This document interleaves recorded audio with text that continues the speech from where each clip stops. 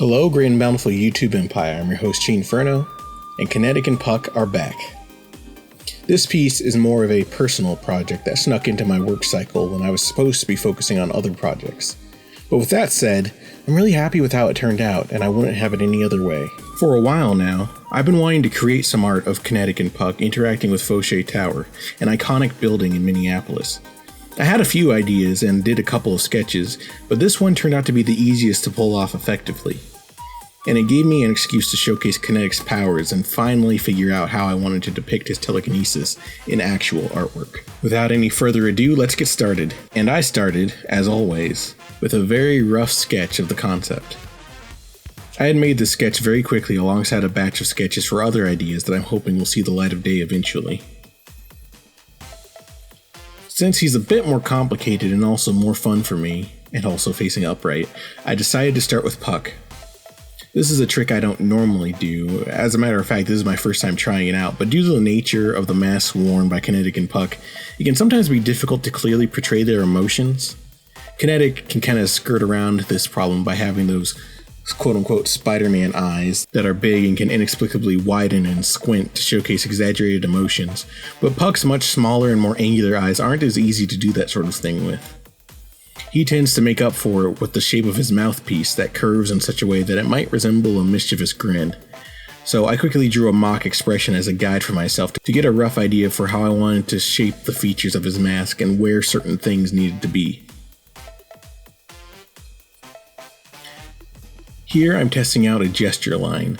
I don't really use gesture lines very often, mostly because I feel like I only have a vague understanding of how they're supposed to help, and usually when I do use them, I don't feel like I'm actually using them.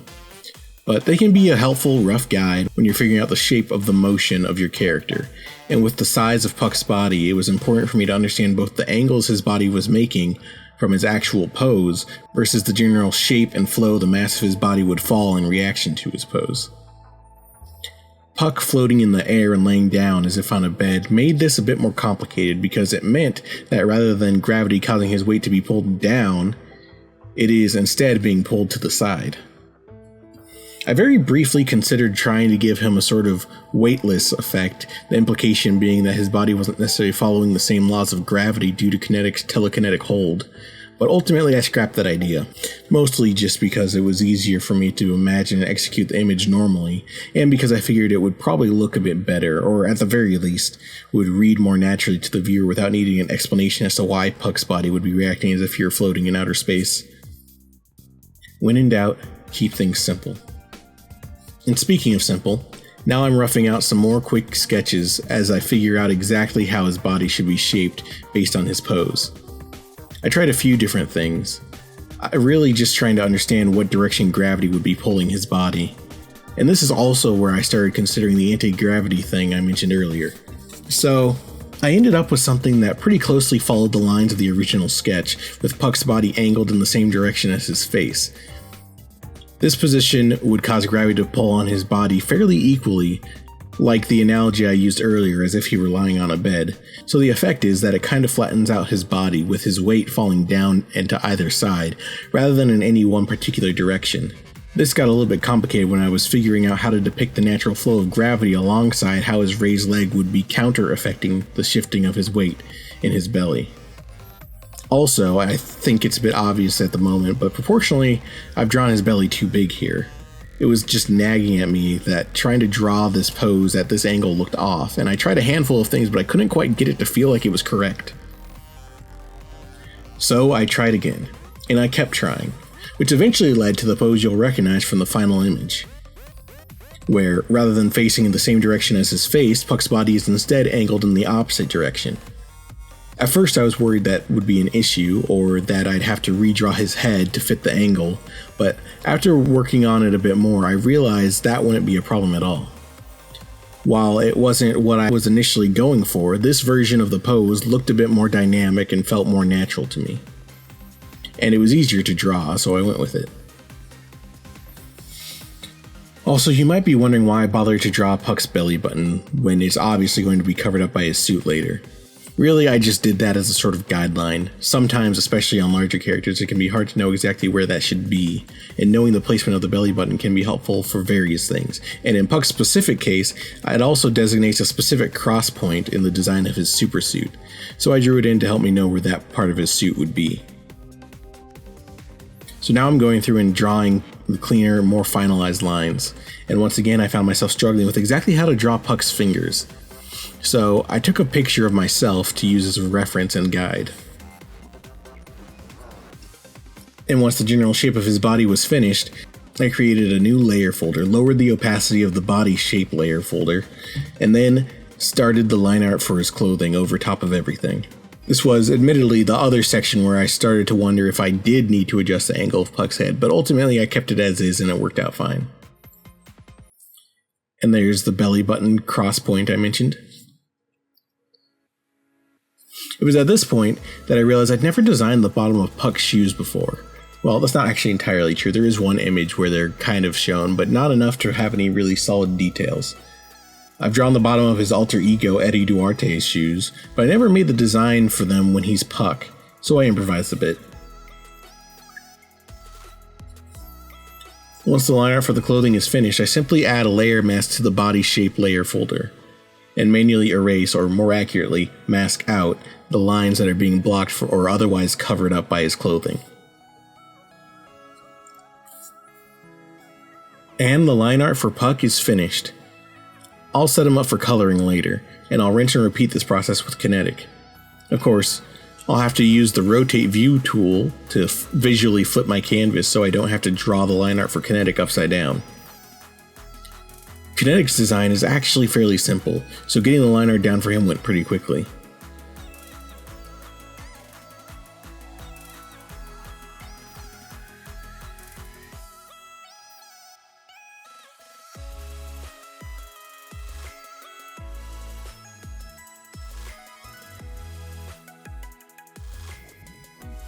Then, once he and Puck were finished, I repositioned them to better suit the image. And then it was time to work on the background. I knew from the start that I wanted this piece to be used as a poster so I could print it out using the poster printer I'd gotten for Christmas last year. I happened to have a document with a template for the size and shape needed to print those posters, so I pulled in that template and used it to readjust the size of my canvas now that I know the general size of Kinetic and Puck in this piece. You may also notice that in the background I've got a sky view image of Foshay Tower. That's what I'll be using as my guide for creating the background of this piece. To create this background, I decided to use very basic shapes, as that's more or less what makes up the buildings I'm recreating. This method, while I firmly believe was the best way to do this, did turn out to be a bit trickier than I expected.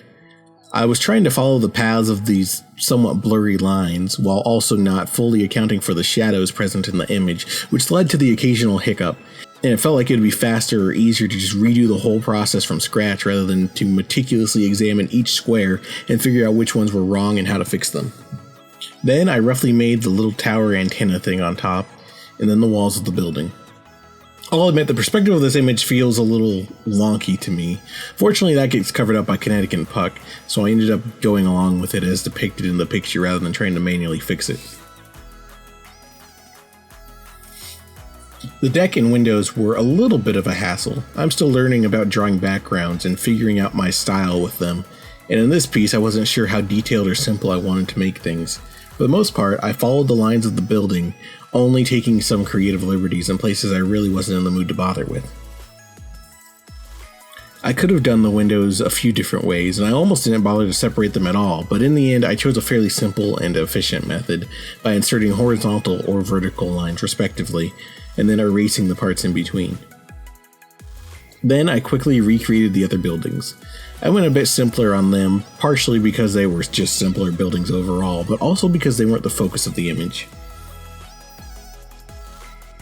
I took a brief detour to clean up some of the line work on Kinetic and Puck, and then I got to work figuring out how to recreate the Foshay sign.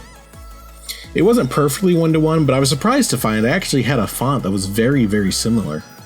I was tempted to make it even closer by adding in the areas of white space that are present in the image, but ultimately I decided not to bother. I drew this around Mother's Day and did this just before the previous video, so I was on a bit of a tight schedule. Once I had the text about where I wanted it, I played around with the perspective warp tool to get it positioned correctly, though I ended up having to make a few adjustments to match it to my actual line art rather than the picture I was basing it off of. Then I started working on getting the colors in. And I started on the colors for Kinetic and Puck too. This is fun. And my solution so you guys can finally see what I'm doing when I mess with all the fancy options and filters or layer styles. Here I'm just using a filter gallery and adding a halftone pattern onto the portion of Puck's supersuit that's meant to be some sort of dynamic mesh fabric. Halftone is a technique that creates the illusion of shades or gradients using dots of various sizes and spacing. It's often used to add texture, depth, or a retro comic book feel to artwork. So in this instance, it's just a quick and easy way of adding that texture without needing to make my own custom mesh pattern, or having to manually draw in mesh lines that would probably end up being a bit too bold for what I'm going for. It's honestly barely noticeable, but looking at my reference and other pieces I've done of Puck, there's also supposed to be a halftone pattern on his mask as well, so I added one there too. Then, after adding some of the other colors, I started working on the gradient that runs down the arrow in the center of his mask. There are a few ways I could have done this, but the method I chose this time was the tried and true layer style method. I simply filled the area with the shade of pink I'd been using, though in all honesty I could have used any color, and opening up the layer style menu I added a gradient overlay. I had to recreate the gradient from scratch, as I still haven't fully recreated my gradients or workspaces from when I was working on my previous computer, so this wasn't a gradient I still had available in my system, but it's just pink and blue so it wasn't hard to recreate. Then I threw in the gradient for his jacket, which was easier this time than usual. It's meant to be a shimmery holographic fabric, though there's so little of it that can be seen in this image that I didn't really have to do much. Here on Puck's fingers, I'm utilizing the other method I could have used for the gradient earlier. Rather than utilizing the layer styles, I'm simply selecting out the area I want and then using the gradient tool to fill it in with the appropriate gradient color. Somewhat recently, Adobe made some major changes to the gradient tool, and it's gotten a lot better and easier to use in some ways, but also a lot more frustrating and annoying to use in other ways. So more recently, I preferred to use the layer styles to get my gradients when I can, rather than relying too heavily on the gradient tool. It's not hard to get it to a place where it's similar to how it worked before the changes, it's just a bit more of a hassle now.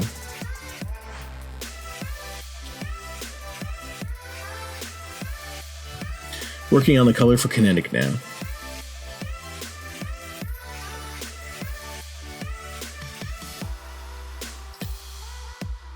And with all that finished, it's now on to shading for the piece. Same method as always, I'm carving out the light on the characters.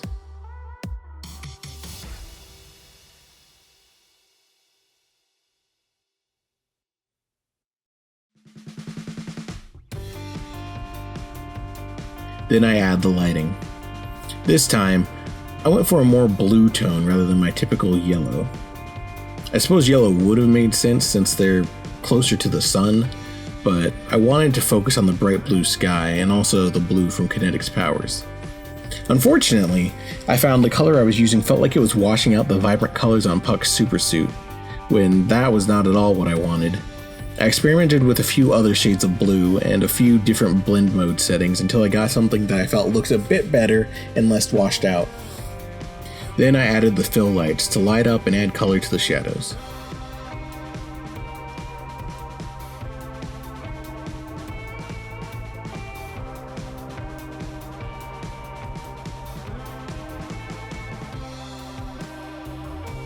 And the highlights. Then I added the little shiny bits on Puck's arms. The material there is meant to be sleek and shiny, not unlike latex or nylon. I still don't consider myself to be particularly good at depicting those sorts of high gloss fabrics, but there's never a bad time to practice. I did a lot of different experiments this time around, and I'm happy with how it turned out. Next, of course, are the rim lights, to further define and emphasize parts of Puck's body that might otherwise blend in with the rest, or just because it looks cool. And finally, I finished things off by adding the glow of the LED lights present in his mask and suit. I was still in a bit of an experimental mood, so I played around a bit with adding noise to the blows for some additional texture.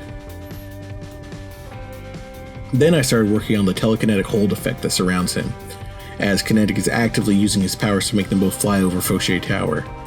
As I mentioned before, this was my first attempt actually depicting this effect in a fully realized art piece, so I took some time to explore and figure out how exactly I wanted it to look, trying to balance making sure it had a strong visibility while also not distracting or detracting too much from the figures inside of it.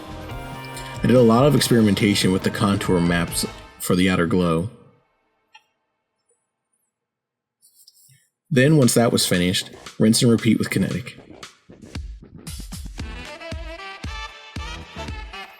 Kinetic has a lot of little gold bits on his suit, which can be a bit of a hassle to put in, but I always feel like it's worth it.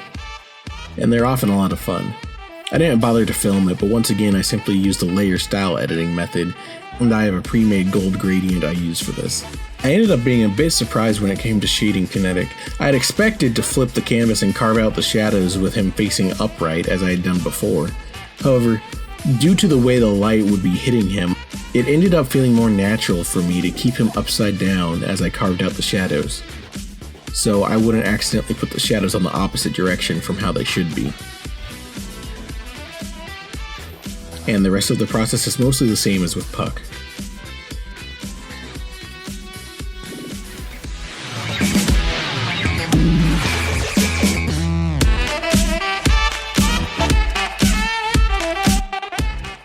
Once the figures were finished, I took a moment to export these out separately in case I ever needed to use them on their own.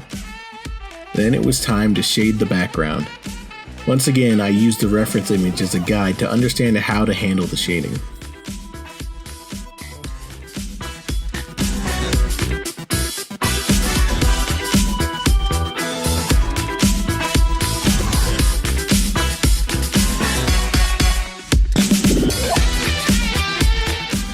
The final step came about because, although I'd worked so hard to recreate the background in such detail, it had turned out to be maybe a little too much detail. It's often a tough call, but I felt that with such detailed background and equally detailed characters that it was a bit hard to focus on the focal point of the image, Kinetic and Puck. So I decided to try a blur effect on the background to make it a bit easier to focus. The tricky part was I didn't want to completely blur out the background. I still wanted Foshay Tower to act as a bit of a focal point, but I didn't want it to distract from the figures in the image. I experimented with a few different sorts of blurs. When not utilizing just a full-on Gaussian blur or field blur, my go-to tends to be the iris blur method. But even that wasn't quite what I wanted here, so I tried tilt shift. Then I discovered path blur, which I'm not sure when that got added. It's a type of blur I've never really noticed, let alone used before, so I played around with it, and now I'm obsessed. It essentially allowed me to draw a path around my figures, and the motion of the blur followed in the direction of that path, creating a unique blur effect around them that really fit the exact vibe and function of what I was aiming to do. So I did some tweaks, again added some noise for texture and effect, and then because, of course, I didn't want the entire background blurred, I masked out an area around my figures to act as a sort of focal point, so they were clearly visible and not clashing with the background. Then, just to hammer home the whole telekinetic power effect, I went ahead and added a small glow around the blur area. I performed my final vignette blurs and other little finishing touches, added the Kinetic and Puck logo with a subtitle Twin City Heroes, added the final adjustment layers to increase the contrast, vibrancy, and saturation. And finally, the piece was finished. Overall, this took me about 9 hours to complete, and here's how the final version turned out. I really love how this piece turned out, and I still have plenty in store for the future. Kinetic and Puck are heroes that are very near and dear to my heart, and so are you. I may not know you personally, or maybe I do, but if you've made it this far, to the end of the video, I really appreciate your support, and I appreciate you. Never forget that you're beautiful, and that somebody out there appreciates you and feels better because you exist. Today, that person is me. So thank you so much for watching. If you enjoyed this video and want to help support me, then feel free to do the typical YouTube fare of liking and subscribing. Or don't, the choice is up to you. But whatever you decide, I hope that you have a great day whenever that may be. This is Chiinferno signing off.